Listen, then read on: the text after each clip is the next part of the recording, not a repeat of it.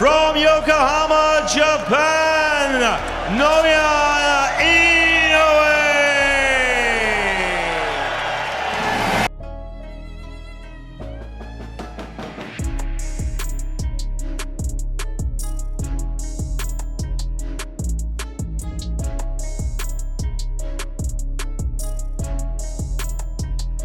Mangyayari na ang bakbakang Naoya the Monster Inoue kontra kay Paul the Babyface Assassin Butler, ang matagal nang inaabangang laban para sa undisputed bantamweight title. Sa kasalukuyan ay hawak ni Inoue ang tatlong titulo, ang IBF, WBA at WBC bantamweight title, habang dala-dala naman ni Paul Butler ang titulong WBO bantamweight title na kinuha mula kay Casimero. Gagawin ang nasabing laban sa baluarte ni Inoue sa bansang Japan. Sa weigh-in ng dalawa ay nagsubra ng timbang itong si Naoya, pero agad naman itong nakuha pagkatapos ng ilang minuto. Bagamat dihado si Butler sa laban dahil baluarte ni Inoue gagawin ang suntukan at di hamak na kilalang halimaw ito, lalo na kung gagawin ang laban sa kanyang mismong kampo. Pero di naman nagpapatinag itong dayong Briton na si Butler. Sinabi pa niya sa isang interview na naniniwala daw siya na kaya niya si Inoue at siya daw ang hihiranging undisputed bantamweight champion pagkatapos ng laban. Undefeated champion itong si Naoya Inoue.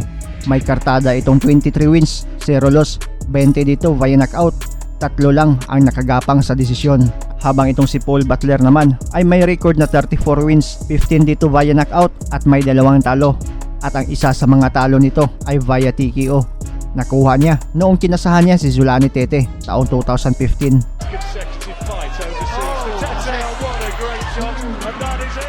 Huling laban ni Naoya Inoue ay noong June 7 lang, na kung saan tinalo niya si Nonito Donaire sa rematch nila via second round TKO. Habang itong si Paul Butler naman ay nanalo din sa huling laban kontra sa Pinoy na si Jonas Sultan via unanimous decision. Kung sa talpakan ng pag-uusapan ay talagang dehado itong si Butler, halos walang tsansang manalo kay Inoue. Mga boxing analyst ay sinasabing di daw aabot sa 12 rounds itong Briton, pero sa halip na matakot itong si The Babyface Assassin Butler ay ginawa pa niya itong motibasyon para gagalingan pa ang diskarte sa laban. Gustong ipamukha sa mga hindi naniniwala na kaya niyang isahan ang halimaw ng Japan. Sa isang interview ay sinabi niya ang kanyang diskarte sa laban kung aabot daw ang laban sa 6 rounds or 7 rounds ay malaki daw ang tsansa niya na siya ang magwawagi sa laban nila. Base naman sa interpretasyon ng mga boxing experts ay tila malapalos ang gagawing diskarte ni Butler sa mga early rounds. Di muna ito sasabay kay Naoya Inoue sa suntukan. Malarigundo muna ang diskarte, intensyong pagorin si Naoya Inoue. At kung aabot sa 6 rounds ay doon na daw ito babanat. Pero ang tanong ng karamihan, uubra kaya ang malarigundo style ni Butler? Mapapagod din ba kaya si Naoya Inoue kung aabot sa 6 rounds or 7 rounds ang takbuhan? O baka si Butler lang ang mapapagod sa sarili niyang diskarte? Kilalang mabilis, magaling mag-cut ng ring, mahaba ang mga kamay at parehong malakas ang kaliwat kanang suntok ni Naoya Inoue. Kaya marami ang nagsasabing di uubra ang planong malapalos na style ni Butler. Isa sa mga laban ni Naoya Inoue noon na makikitang di uubra ang malapalos na estilo ay noong nakalaban niya ang veteranong kampiyon ng Argentina.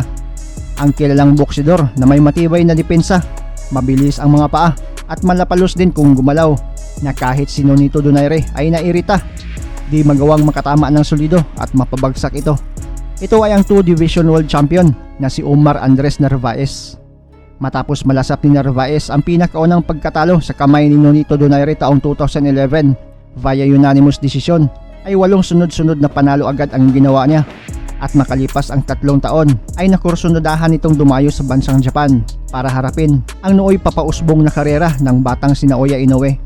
Tila gustong turuan ng leksyon ni Narvaez itong hot prospect na Hapon na noon ay 21 anyos pa lang at may record pa lang na 7 wins, 0 loss, 6 dito via knockout.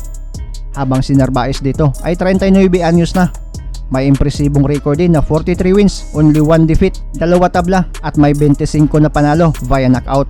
Itinaya ng veteranong kampiyon ng Argentina ang titulong WBO World Super Flyweight title na ilang taon na niyang yakap-yakap, at sa pag-aakalang hilaw pa itong si Naoya ay nagkamali siya. Ang malapalos, matinding depensa at ilang taong experience niya sa basagan ng mukha ay di umubra dahil gising na pala ang halimaw sa loob ng katawan ni Naoya. Kaya naman di nagtagal ang laban, 2 rounds lang, bulagta na ang veteranong kampiyon ng bansang Argentina. Ating balikan ang nakakagulat na laban ni Naoya Inoue kontra sa veteranong 2 Division World Champion ng Argentina na si Umar Andres Narvaez. Ang laban na nagpapatunay na kahit gaano ka pakatibay at kapalos kung gumalaw ay talagang titiklop ka kung matamaan ka ng suntok ng isang halimaw.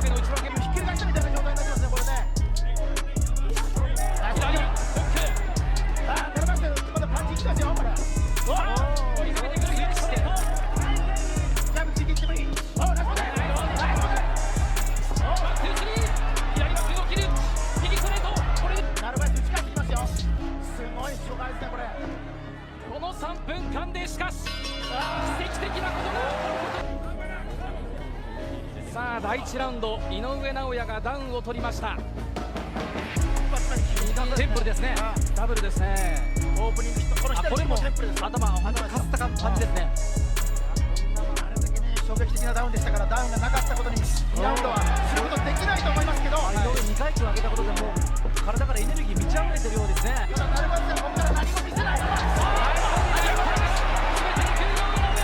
本当に新旧交代でこういうことを言うんですね。これね、やってほしいですね。ナルバスもう今手出せないんですよ。出したらあと井上に打たれるから。何かを感じてるんですよね、ナルバイスは。それだけスピードの差があるということですか。そうですね。井上尚弥、あるいはナルバイスカウンター狙いで来るんではないかという読み割りましたが、したいですね。はい。竹下さん、はいどうぞ。井上サイドですけれどもね、インターバル中会場に流れるスローで思ったほどディフェンス。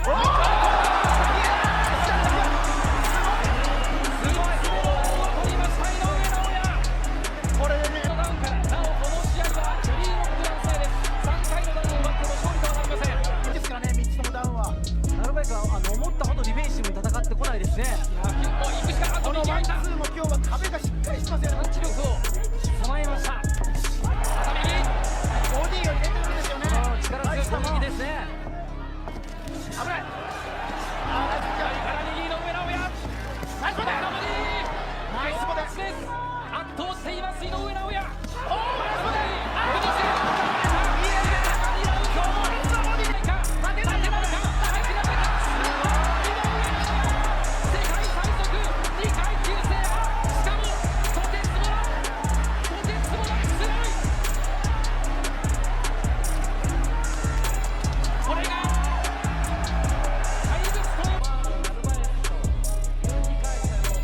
2つから右、そしてボディ。このボディの音はね、忘れられないですよ。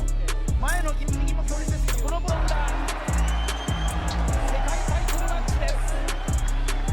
35年ぐらいボクシング見てきました。デビュー8戦目。